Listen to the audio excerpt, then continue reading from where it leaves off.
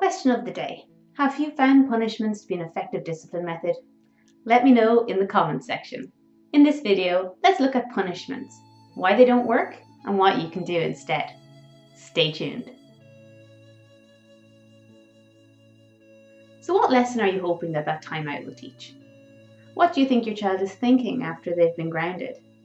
When you confiscate their favorite toy, do you really think that they're thinking to themselves, "Oh, I don't ever want to do that again, ever"? Of course not. It's much more likely that they're thinking to themselves, "That wasn't fair," that they're plotting their revenge maybe. "I'll show her bad." Or worse still, they're internalizing. I'm bad. When we punish our children, they learn to hide their misbehavior, not change their behavior. And they learn that we won't be there for them when they're at their worst. They learn to run from us when they're in trouble, not run towards us as we're hoping, because we want to guide them, right? Punishments might work in the short term, where your child is feeling, "I don't want to do that again because I don't want to feel that emotional or even physical pain again." But really, do you want your child to function from that place of fear? Or do you want them to make decisions based on wanting to do what's right by those they love? So we avoid punishment and allow for natural consequences.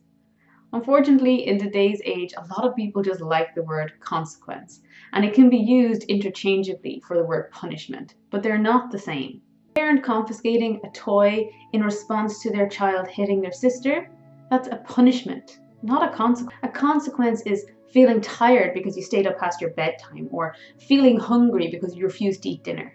The consequence of hitting your sister is witnessing your sister's pain. It's seeing your parents worry about your sister, seeing them being visibly disappointed in you. It's that feeling of guilt in the pit of your stomach. Okay, so now you might be thinking, surely he can't get away with hitting his sister though. And yes, you're right, he can't get away with it. In the moment though, ignore the behavior.